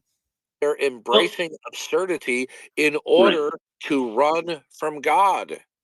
Mm. Well, I certainly see that there's a lot of merit. Why not just? This is the thing I don't understand. If am I in opposition of God? Am I running away from God? Which one is it? Exactly. But here's the thing: why not just admit it? Why wouldn't you have these individuals? Why would Darth think that there wouldn't be these individuals that would just say, you know what, I am in opposition of that God. Wait, so you believe the God of the Bible to exist? Yes, and I absolutely hate the fucker. Right. Well, right. Exactly. I've made this point before. Like, if Darth's like, what is your position on God? Do you think that God exists? I absolutely do. And if it believes, we should kill it. Yeah. Like, I don't know why he would what are you going to do? But they're like, yeah, I think it's real. And I think we need to get it before it gets. But you could also just be of a more like tame version instead of going like something that could be implied as a misotheist, even though this would anyway, would be to say, well, yeah, I believe there's a God. Oh, okay. So do you worship? Are you in a personal relationship? No, I don't think that's required, nor would I ever be in a personal relationship with a God. Why not? Well, because I have questions about why it creates things the way it does. So I don't think it's worthy of worship or my personal time or attention. But I'm not going to sit here and, oh, well, that's just because you want to disobey it and you want to do all these sinful things. No, I don't have to do any of that. I'm not interested in any of that at all. I just don't care to have a personal relationship with that thing or with that individual. Yeah, you could just say, I think that whatever that being is you could flip it around too. And I think that being is so immensely, intelligent and probably preoccupied with other things that whatever you're talking about in terms of me being obedient or disobedient do not rank at all in its head. So this notion that I need to talk to it, chat with it, ask it for things, So he walks with me and talks Yeah. with me Yeah. upon life's narrow ways. Who at it? Stop singing that hymn. I hate that one. I hate it. I know. Sucks. Now it's gonna be stuck for days. I walked out. I came out one time. Came out. I walked out of the bedroom one day. Beth is in the kitchen. My wife was doing something in the kitchen, and I had, for some reason, that just clicked into my head, and I was humming it. Yeah, and it just, she's like, "What are you doing?" I'm like, "Oh, the classics." I said, and yeah, I went from there. Anyway. Mr. Matlaw, this atheist doesn't know the difference between necessary and sufficient conditions for headaches. Darth is a sufficient condition for a headache for sure, but is he also a necessary condition? Yeah, you're right. Which is why I'm going to change it to Darth is the necessary condition for poo-poo gaga. Because I do believe there's a lot of sufficient conditions for poo-poo gaga, but I think for poo-poo gaga, because it's Darth's statement, in order to get that, you need Darth Dawkins. So I'll fix it. In taking these, quote unquote experts on and providing an honest rebuttal, I don't know that your garden variety atheist is or agnostic is aware What of is a garden variety atheist? Or what they stand for. Yeah, good question. I love it when these guys talk about this in isolation. Like, you could be having this discussion with somebody who is an atheist, but the problem is, if an atheist was in there to be like, yeah, I don't think you guys understand our positions, and Darth would be like, oh, yes, I do, they're absurd, and then the conversation's over, he's yelling at everybody. The Christians start leaving the room because they're like, I'm pretty sure God is out to condemn us all for the crap coming out of this old man's face. What I'm seeing is more of a prevalence of, I don't think it does anything. I don't think prayer does anything. I don't think it makes logical sense to believe in God, and or if there's one or two passages in the Bible that I disagree with, that I want to throw the whole thing. Is every unbeliever you're talking to in a persistent state of rebellion against God? I definitely think that they're rebellious, but I don't. How would they determine? How would they know? It isn't. Let's say that that's the case. Wait, if they're in an open rebellion, what was that whole thing about? No, hold on. What about the deluded thing? What about him saying that God would reinforce this delusional state? Oh, I think that's just a way for him to double down on the fact that that's what happens. Okay. That's part of that. Like, oh, well, he's gonna. The condition comes to a rebellious spirit or something. Yeah, the condition comes from you, but God's not necessary for that possibility, but he will make sure that you stay in that state, right? That's his position. Yeah, I think so. Gotcha. Garden variety atheist. Yeah, I'm more of like a tool shed atheist or something like that. Probably not fit for the garden. I don't know. Where did that phrase come from? Garden variety? Is it just kind of your basic produce that you can grow in your backyard? I guess, tomato, green beans, corn. Yeah. Depending on where you're at in the world. Garden variety atheist equals woke lib. That could be, yeah. But I think this guy's trying to go with the whole I just don't think that they care. They don't think that it makes sense to believe in it. It's like, well, yeah. The problem is this guy wouldn't take the statement that I think is necessary. Like, are you inclined to think that that's true? Or are you interested in that? And they're like, no. And if they're just like, well, you're wrong, it could just be like, fascinating. What does that have to do with me wanting it? Well, you're denying it. And the reason that you're denying it is because you're in rebellion. Like, in rebellion of what? I already told you I'm not interested in it. It's like saying, like, did you go and watch the Barbie movie? No, I didn't. So you admit that you're in an open rebellion to the Barbie movie. Like, are you fucking insane? No, I just didn't want to see it. Like, oh, well, you need to get your ass to church, or in this case, you need to get your ass to Barbie. Like, do I? Who? Where are we? Who are you? Why are we talking like this? These guys talk like this kind of stuff with Christianity because it's been carved out into these special places of poo-poo gaga. It's in a socially recognized crazy zone where they can talk about stuff and it sounds like they're being reasonable. And it's like, no, you're not. Like, you asked me if I was interested in it. I said, no. You asked me how much I know about it? Probably not a lot. Not really. Then you're like, well, don't you think that there could be a God? Maybe there could be, but I'm not inclined to think so. You know what? You're just in rebellion. Like, oh, of your God or the Muslim one? Who are you again? Which pamphlet are you trying to push on me? Because you're doing a shitty job. Like, Yeah. you know what you need to do? You need to have already purchased this product. Really? Well, I've never been interested in that product. Why should I? Because if you don't, you're a stupid person. Interesting. You need to get off my property. Like, this is the worst sales job ever. Were you hoping to sell me on something today? What? No, sir, you've already sold yourself on this. It's like With you the need necessary with the special revelation and natural revelation that God has just thrown at you. Nicholas says Barbie was a wonderful decompression movie after watching Oppenheimer High. You watched Oppenheimer High? That would be like kind of a religious experience. I hope he doesn't have a home theater system or a really kick-ass Holy, software, because yeah, the holy. audio and that, if you're high and that audio kicks in for some of those clips, it's like, or from some of those scenes, it's like, oh well, Jesus. I was actually surprised that I liked Barbie as much as I did, and I was really surprised that I almost liked Oppenheimer as well, given that it's a it's a Nolan movie, because I don't like his movies, at least not most of them, and that one I thought was really good. Maya's here. Hey, Maya, open rebellion to the Barbie movie. I mean, some people just need to recognize and they need to get right. As compared to a closed rebellion. I need to watch Barbie. You should watch Barbie. I think somebody jumped in. Oh, Vesper's here. Hello, Vesper. Hello. I just Good wanted to to talk about the thing where he brought up Eugene Koonin Oh, sure. Yeah. as an example of the Brings up evolution Eugene of life Koonin a being lot. improbable, right? Yeah. It really bothers me when they bring up fake experts. They nutpick quacks like that.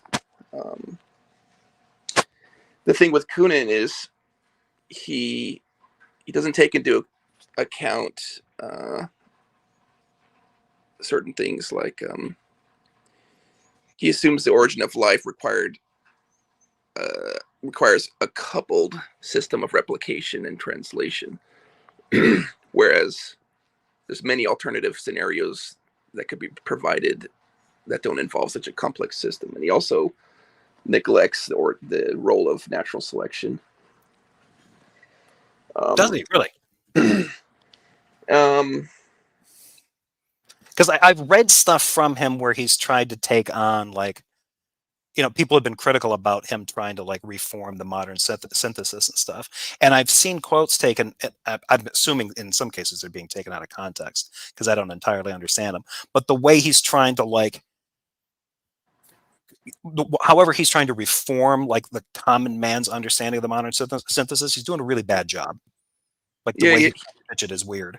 He assumes that the origin of life is a one-time event that occurs in a single region of the universe, whereas it could be a gradual process that occurred in multiple locations and times. There's a lot of like bad math and calculations and stuff going on with it. Okay. Well, that's good to hear. Yeah, I mean, that's good to hear from. I mean, are you kind of in this field?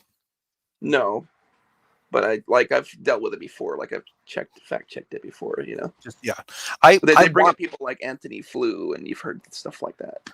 Yeah, I've heard plenty of that. That's to him that's Anthony Flu's position is never really, and the way that Darth is presenting it is just like, oh well, when Anthony Flew saw the genome, he was just like, oh, it's got to be a designer. Like, okay, that might be true. That's not a great reaction though. I mean, I think it's a plausible reaction for a human being to have, but I don't think that it's unfallacious.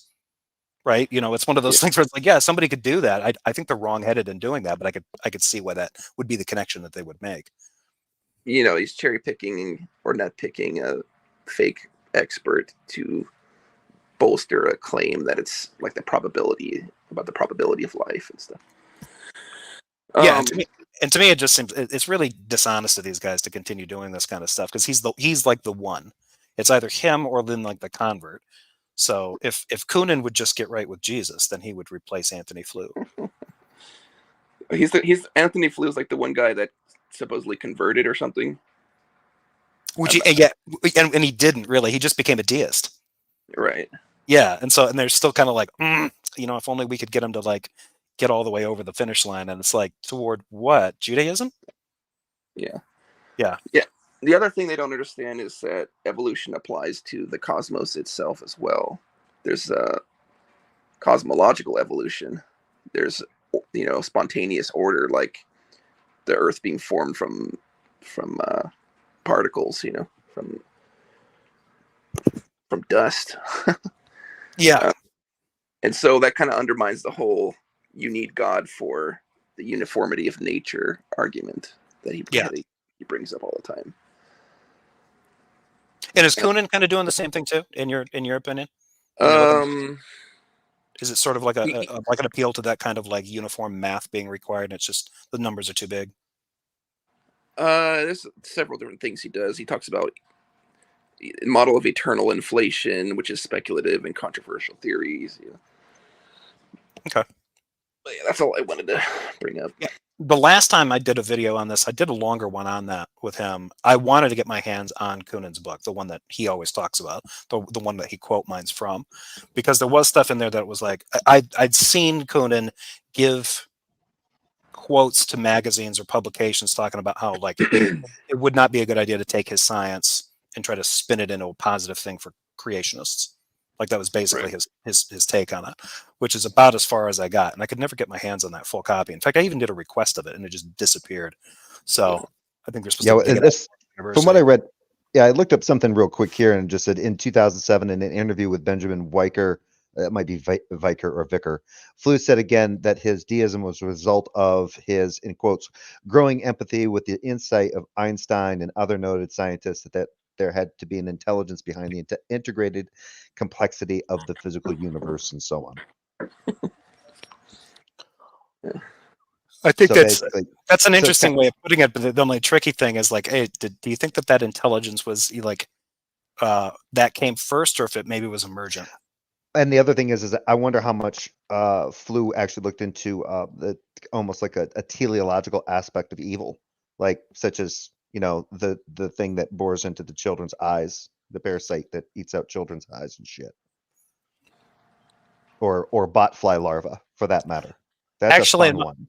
In my experience, I think deists actually tend to be a little bit. I think they can often be in a stronger position when dealing with that, because a deist doesn't necessarily have to import in notions morality, of an all good evil. God, or good and evil in that case, because there's still a lot of physical determinism that happens and a lot of chaos, and they wouldn't necessarily. The kind of theocrat, especially a dogmatic theocrat that really wants to assert God's law, God's will, has to make justifications for that thing's morality. Otherwise, it starts to break down reasons for why you should worship it. Because it's one thing to say it's powerful, but it's another thing to say that it's good. You need it to be good to be worth worshiping. That was the other thing I wanted to say is they want to say evolution is totally random process, and so it's like impossible to bring about order, but they leave out natural selection, which is a process of order. Essentially, it's bringing about some sort of structure over time. Right. Yeah. And I think notions about that, when people talk about random versus determinative, or whether or not evolution is or natural selection is doing that, the common thing with creationists now is to say, well, that's just you, evolutionist, Mr. Materialist, trying to say that natural selection has a thought process and it's deciding what's best and what's not. That's no, that's not what that means. I don't know what video it was, but he made some sort of calculation, about the probability of life, and it was totally fallacious, and that's why I wanted to address that. Yep. Yeah, thanks. That's all. Thank you. Yeah, thanks, man. Thanks for joining. No problem.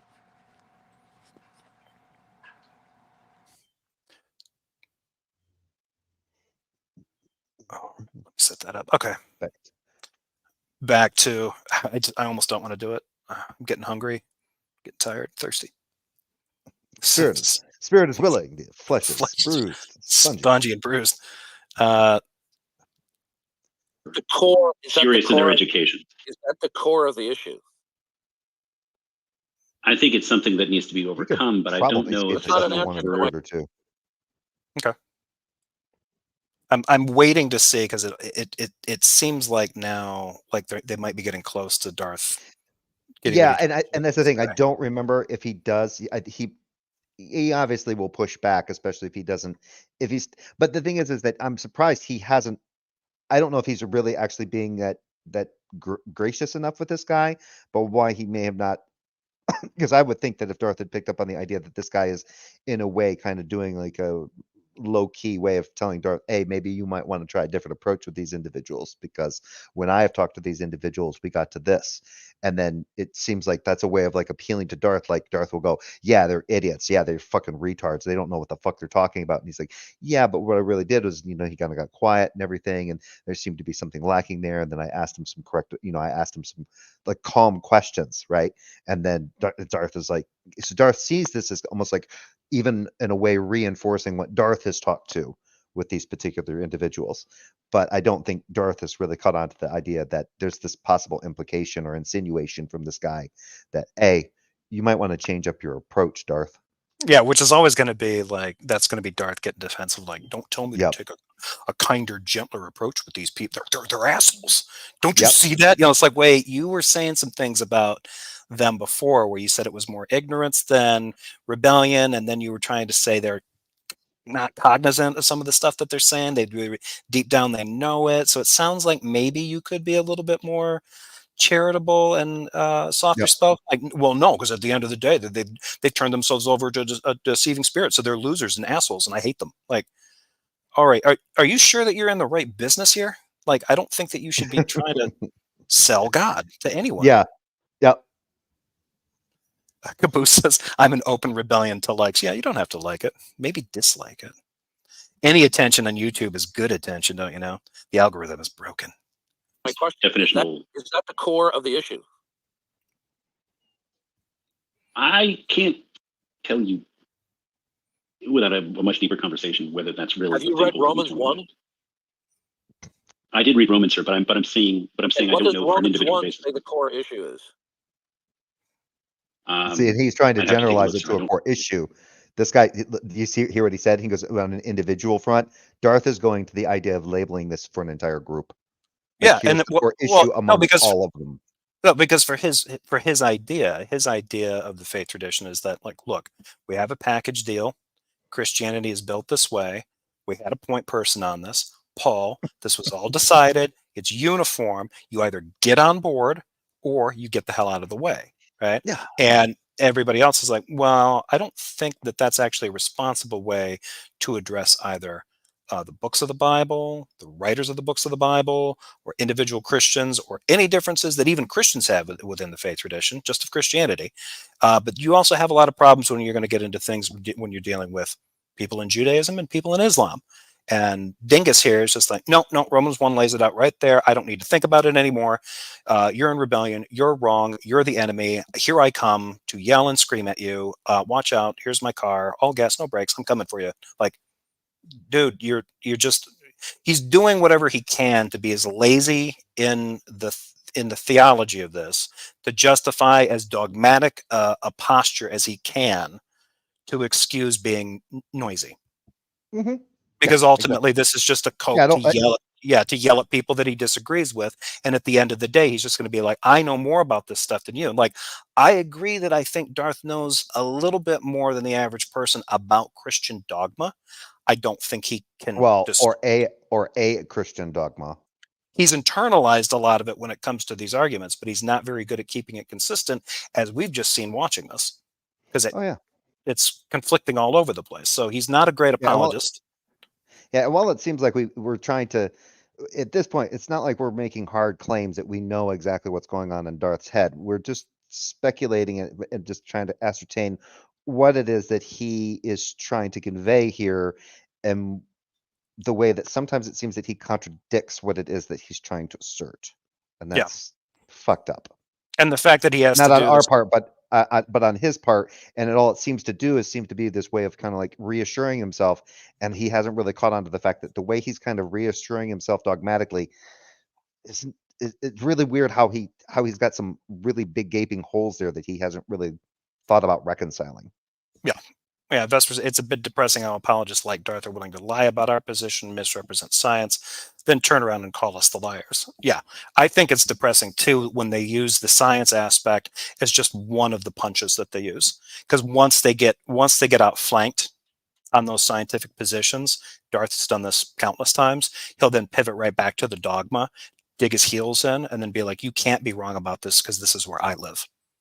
So it's okay for him to kind of like gallivant over into these other areas and say, I don't think that you understand evolution. You don't understand abiogenesis. You don't understand geography or geology or, you know, any of the biological sciences. And when somebody is like, yeah, I do, you're wrong, then he'll go back, Romans 1, bitch. Like, yeah, well, really and the other thing that surprises me too, and I don't know if this is something that Darth has actually thought about or not, is the fact that when it comes to like the theory of evolution, I have actually talked to Christians about this, about reconciling the notion of the theory of evolution with a creator deity. Of course, for some of them, it seems to be a harder pill to swallow. But the interesting thing is that the Roman Catholic Church did not have a hard time reconciling this either. And yet, if you brought that up around Darth, he'd probably scream at you and say, well, this is why the Roman Catholic Church is whatever, right? It's evil, or it's a false doctrine or whatever. Because isn't he kind of anti-Roman Catholic? Yeah. Yeah. Yeah, because I think he was raised in a Catholic family, so. And Pat says Darth lives on fucking Fantasy Island. Yeah, he kind of does. I think that's why his theology and his dogma are kind of out of whack, because I think he's internalized some of the I don't know, you can say it's like the Catholic tradition, but it's sort of the idea that you will like, you know, assimilate into this order.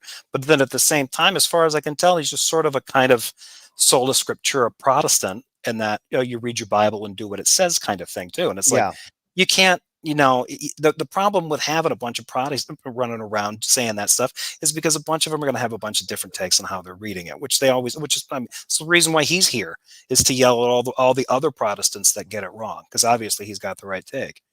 So, all right, let's get through this and see where this goes. I'll be disappointed if he doesn't yell at this guy. I'm really like, fingers crossed, because it's the way the world works. I want to see him, you know, lose it.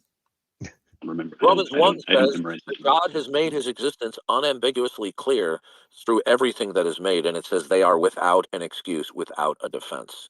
Sure. And it says they turned and worshiped the creation. Their foolish hearts were darkened. Okay, they believe something that is even worse than what they claim we are believing in. They are believing in something that cannot and could never be rationally justified. And yet you can rationally justify the creation. Of course you can rationally justify it. That's his entire metaphysic. It has to be rationally justified by a creator. That's the strangest claim. If he's trying to say there isn't an alternate justification for creation, okay, that would make sense. But that's not, he said, like, oh, you had abortion something terrible. Yeah, I think he misspoke there, maybe. Yeah, he did. He's not thinking, because it's like, that doesn't make any sense. Like, no. Yeah, if I was going to be charitable, I'd be like, don't you mean, because there clearly is a rational justification for Darth when it comes to the existence of creation. He believes in the creator-creature distinction. Yeah. Creation exists because a creator was involved. Other people do not believe in that distinction. Therefore, it's not there. See what I mean? Yeah, but all he'll end up doing weird? all he'll end up doing is trying to say, like, well, what you're doing right there violates the principle, like violates the creator-creature principle. Yes, it does. Because I don't believe it from the jump. Yeah, I don't know if everything is necessarily created when it comes to a cosmological outlook. Yeah. I love how Didi evidently doesn't get past tense. Yeah. Well, there seems to be ways of reconciling, like there seems to be a really huge, unless he's just being really lazy, there seems to be a problem with his ability to distinguish ontology from epistemology. He's always had it. I mean, hell, what's his face? I can't remember, from Clubhouse. He put that video out again where he was a Christian, and he's had discussions with a lot of philosophers. Had one with him, and it got I mean, just really bad, because he kept trying to point out, like, no, you're making an epistemological claim, not an ontological one. They'd be like, you have to assume God, and like, that's an ontological claim. Like, you don't have to assume it to claim that you know anything else. Those are claims about epistemology. What I don't understand the connection. Yeah. They want to claim that our position is not rationally justified. So what we're dealing not their position, Darth's position. Darth's position is not rationally justified, because his position is like, if you're trying to say the only reason we have stuff is because a creator made it, there is a rationale to that, and it's like, fine, you can't really demonstrate it. The only thing that supports it is the existence of all the stuff that you've got, and that's as far as you can get. Great. Your rational justification is basically built out of something like incredulity or something like that. I right? stepped in dog shit, therefore there are dogs, even though I didn't know what I stepped in to be necessarily dog shit. Yeah, it could have been the neighbor, that crazy guy that goes through your trash. Who knows? Yeah, But it was brown goo, but I don't have any examples of dogs. But then I encountered something brown and squishy, and then assumed that came from a dog. When then we have no examples of dogs. But that's the rationale. So you got a rationale there. If somebody is coming at it without that, like, I'm not coming at it like his rationale is, no, you can't make claims about things you know without assuming the truth of Christianity up front. That is an irrational position because he hasn't demonstrated how that works on anything. And every time somebody asks him to defend it, he says, because God is the necessary foundation for everything that exists. Like, okay, but that wasn't the point. That wasn't your position. Your position was that they can't know anything about it without assuming the truth of it up front. Yeah, that was his original. Yeah, I don't think he really gets into that too much with this guy. It's just mostly theological. He doesn't know it. He does not know that. He does not know why he's wrong about this precept thing. That's the number one reason why preceptors are usually wrong. He doesn't get it. With is it now, I perfectly understand if you're dealing with certain individuals, especially face to face, where you might want to explain to them how God has unambiguously revealed himself. There are all different facets to the diamond. We can talk about that design is everywhere. So, like, for example, if my human consciousness is not... Sorry, I thought I had a knock on the door. My apologies. What? This is post hoc. This is what he's bringing out is post hoc reasoning. Okay. In my opinion, I might be wrong, but it seems like post hoc reasoning. We're existing, we're observing the world, and we just automatically conclude from the things that we're seeing it must come from a creator. Therefore, it is this God. Yeah. Line is this. I agree with you. Right. Even if you were trying to say, I think, if you try to make the claim that, like, you think it's probabilistically or statistically more likely that it is my God. You know what I mean? Like, even if you try to dress it up a little bit, it's still like, wait, that's basically just, there's lots of stuff. How do we have lots of stuff instead of less stuff or no stuff? I think God. Yeah. A God did it. Yeah. That some individuals, you can walk through certain facets of creation, but you can't just sit there and just make an appeal to probability alone, right? And just about whether you know something or not. Sure, you can. Whether or not it's actually exists, you also can. This is so stupid. Say, well, you know what? God's existence is the most probable because the sinful human condition will just continue to rebel and just engage in special pleading. This is his existence, but what does that have to do with the with anything having to do with whether or not I can make true claims? Right? Because his whole thing is whether or not you can assert facts. His language. What does that have to do with it? Yeah, I don't know. He can sit around and say, like, no, I think that the most probable explanation for the reason we have all this stuff is because a God exists. Neat. Your claim was, I can't pretend to know something without asserting the truth of Jesus first. That's your claim. Back that claim up. You can't. Yeah, it's also the same way of saying that when you discover something, you know exactly what you discovered has a necessary antecedent. Nicola has a little bit of logic here. In order for S to accept Q, S must believe P or not P, if and only if A, DD blends the two together or jumps between them whimsically. Yeah. This is what they do when they appeal to a multiverse to solve the combinatorial problem of both cosmological constants and the animal genome. Have you? Right. That's Cunin from the sounds of it. That's what he brought up before. And as Vesper had pointed out, made some observations. You don't necessarily have to do that to square some of those difficulties, because there's other things Cunin is embracing that are either a little fringe or a little controversial. So he's not on solid ground there. Yep.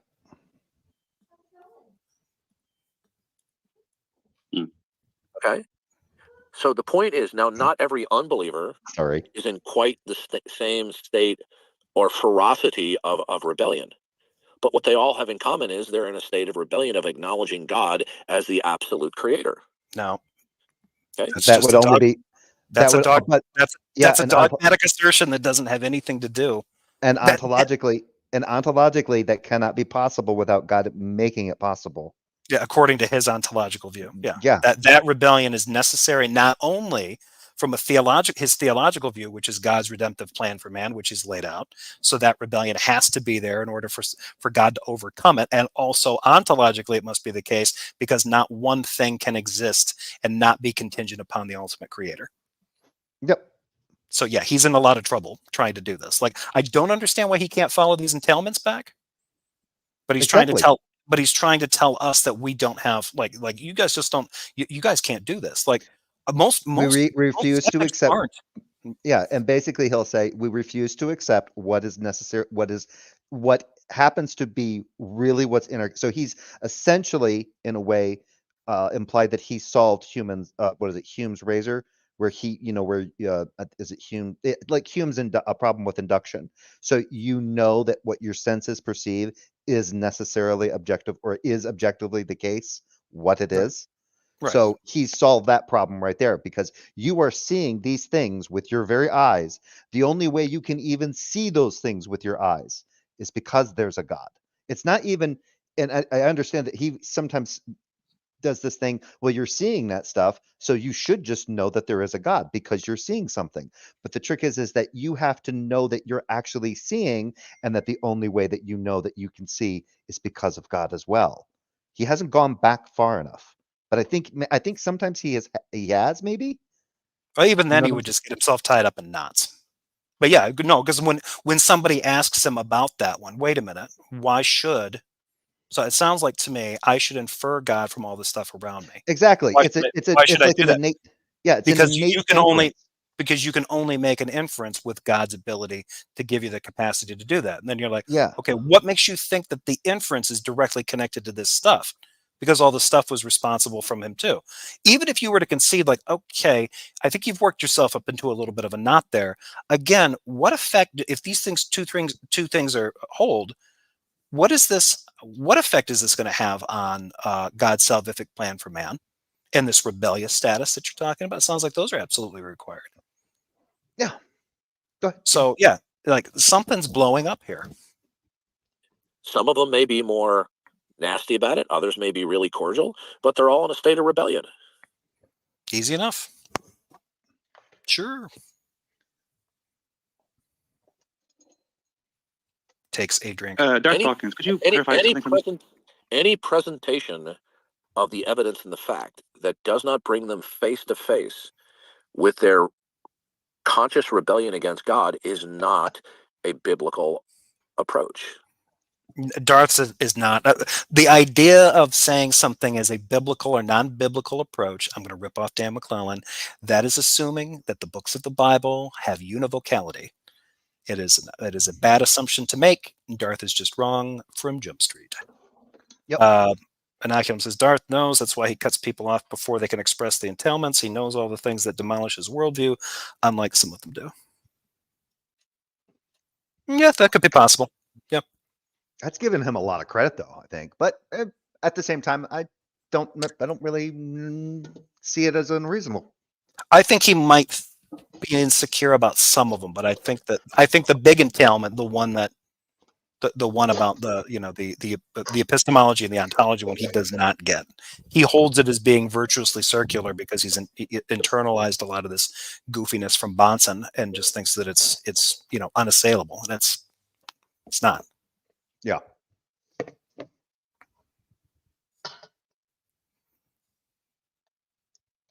You see, we don't even have to explain to them how the world unambiguously reveals God. See, that's the thing.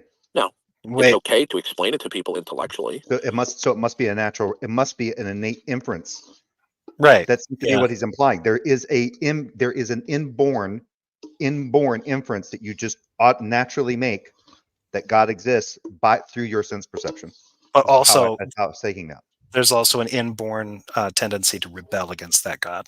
Yep, and those are all made possible by that the letter God. G, God.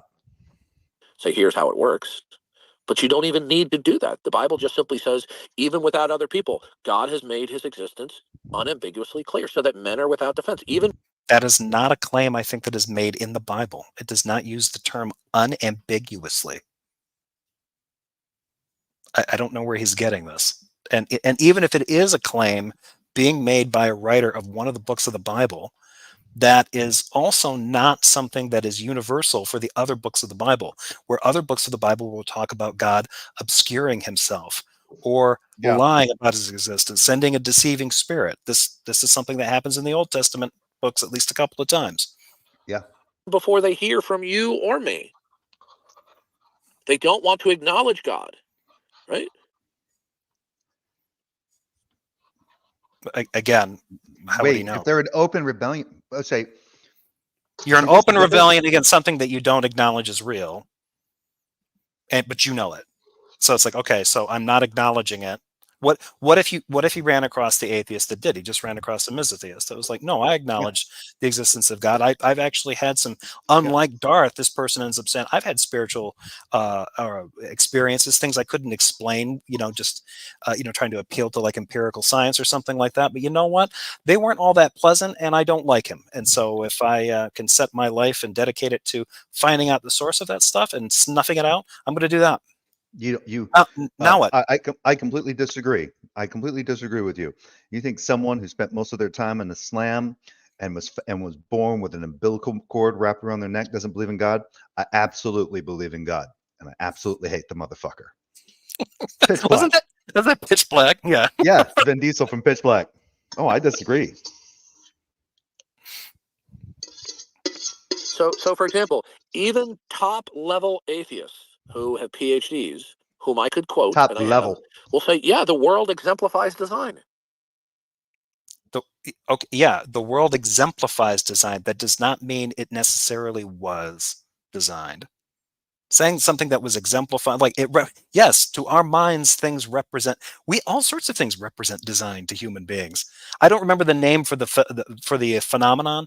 It happens with some. Apparently, some people don't have this happen. But if you stare, kind of relax and stare long enough at, say, like wood grain or a tree. It's pareidolia. Pareidolia, yeah, you start to see, your brain starts to put the patterns together. You start seeing faces, shapes, and some of them can be incredibly vivid, incredibly detailed.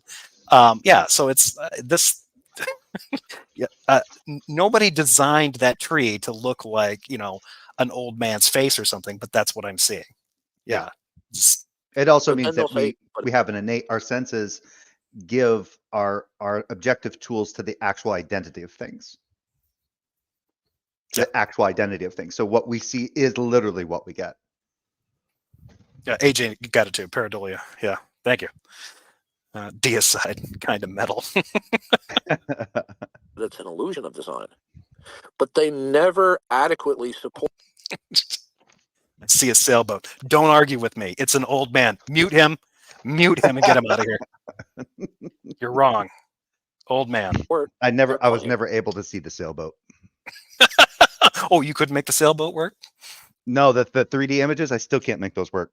Well, what ended up happening with us, there were two camps. There were the sailboatists, and then there were the old manists, and the old manists killed and ate the sailboatists. It was a dark day, and I for one, supported that decision. And any sailboatist that crops up, they need to be struck down in the name of the old Father, man tree. The Son, and the Holy Spirit.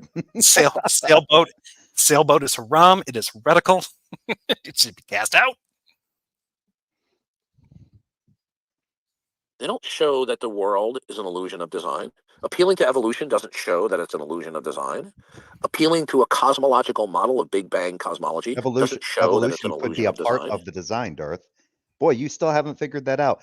Evolution could be the recognition of the mechanisms of what the designer used for its stuff to change over time. God, you're dumb. No, it's just random accidents. Oh, see, I was the first one to insult Darth. Good for you.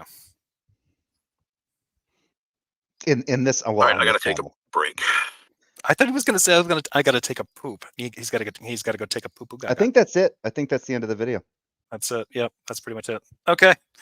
All right. Well, with that, let me just do this for Red Fang. I think he was around for a while. I don't know if he's going to catch this. Let me remove this, and we will stop the screen. We will Present. Oh, the Jill's a little bitch. Yeah, you have to put that in there. Bonus. How old is this one? It's not that. I don't think it's that old. 2 days ago. Yeah. Okay, let's take a look. I haven't covered anything on Jill in a very long time. So for anybody interested in like really obnoxious, I mean, this guy's so much worse than Darth Dawkins. Jill is an absolute toilet bug. Let's see. Jill admits he's. Okay. I don't even want to know. Let's see. Here we go. Jill, in your analogy, you're the little bitch that comes to my house, right? In your analogy. Yeah, I wish now. Right?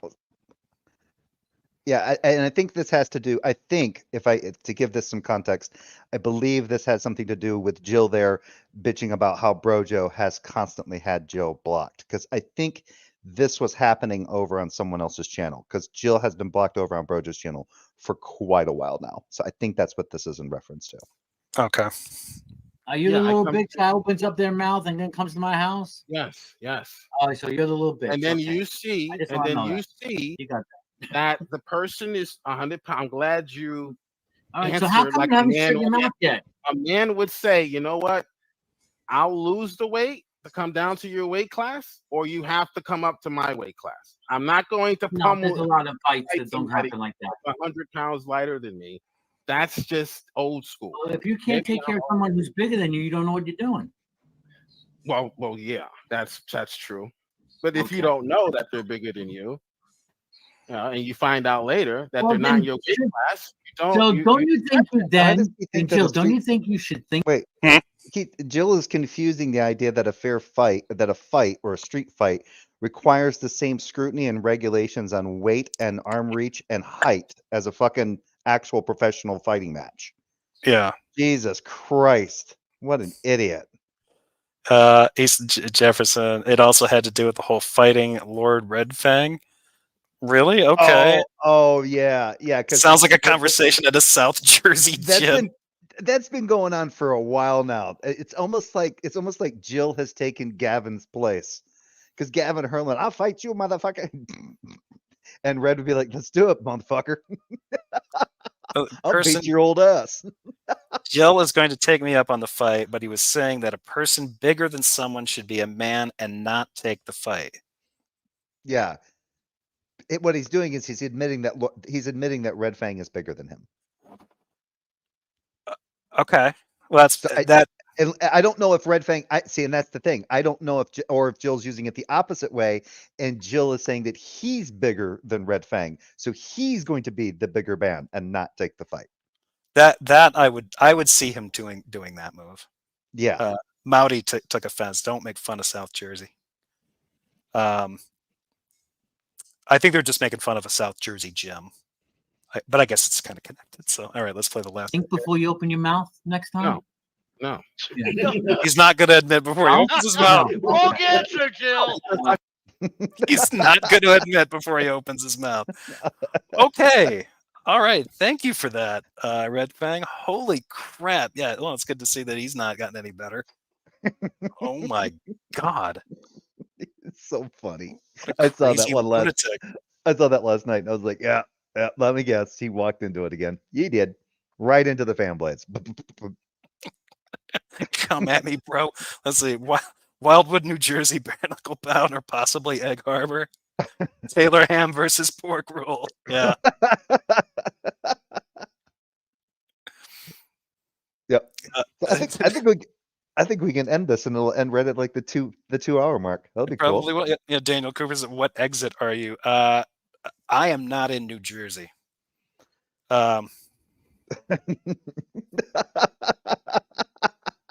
That's all I'm going to say. What? No, I just took it that way. I don't know why, but it was. I do not live in New Jersey.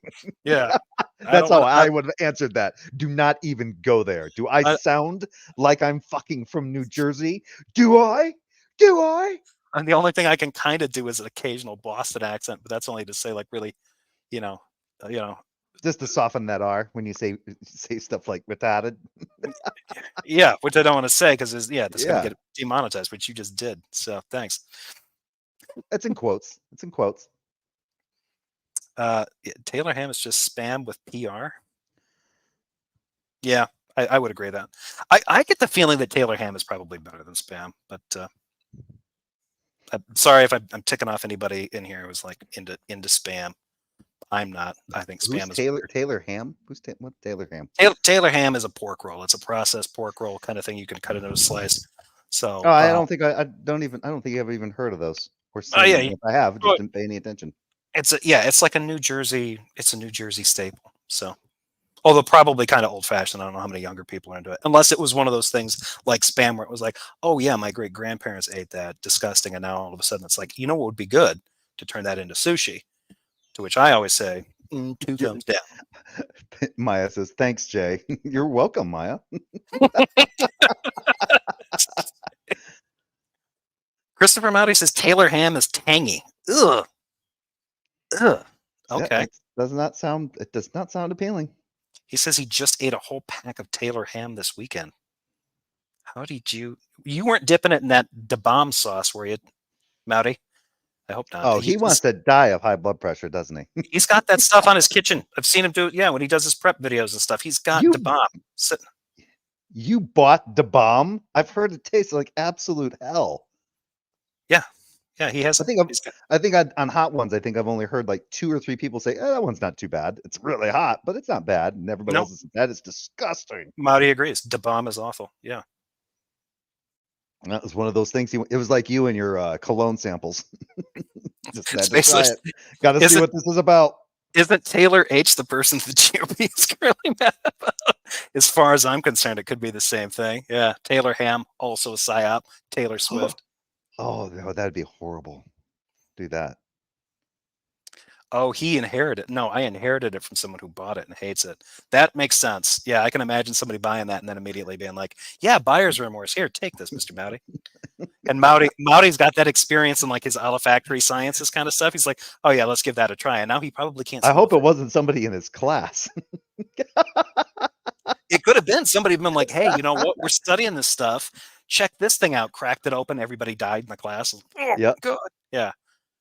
Yeah, people. Yeah, I've heard it. It smells pretty much just like bear mace. I actually had one that was in my fridge. I can't remember who makes it, but not as hot on the Scoville scale as the bomb, but pretty close. And I hadn't touched it in quite a while, and I was like, oh, it's way past its expiration date. So I was dumping it out and rinsing it out in hot water in my sink. That was a mistake. I can tell you that the fumes coming off that shit when it hit hot water were like CS gas. Yeah, I've done that. I was like, ooh, that tickles the nostrils. Oh my God. A toothpick is all you need for 2 gallons of chili. Yeah, that's weaponized. Yeah, that's insane. Yeah, if I wanted to make like a spicy, like homemade chicken soup, I bought what was it? The last dab. It was the last dab Redux that I bought, and that shit's like a chutney, not a sauce. I don't know why they call it a sauce. It's like a chutney, and a thick chutney. I'm not going to get into that distinction. All I needed to use was I used a 16th, right around a 16th of a teaspoon for a quart of soup, and it burned going down. That sounds good. Mowdy says that one's good. He said all of them are good. Yeah, they probably are. I've heard good things about those. Never tried one, but speaking of which, I'm gonna end this and head over to the store because I'm out of Yellowbird sriracha, and I need to get that for because I'm gonna make chili and I'm gonna make it with that. So I need to order some more of that. That stuff's good. Yeah, it's very good. All right. Well, thank you, folks, in the live chat. Thank you for super chats. Thank you for the interaction. Everything always fun. Yeah, we're gonna wrap this up. We're done with Darth. We're done with Jill. I've always been done with Jill. So. Get shopping. Yeah, I think I might have a small amount in there, but it's like it's getting to that point where if I've got enough left, it's the spankable stuff. You really got to like punch the back of it to get it to work. So. All right, folks, I'm going to wrap it up here. See you later, everybody, and take care. I'll be back soon. Thanks, Jay. Yep. And all right, let's see. Let's get that video playing.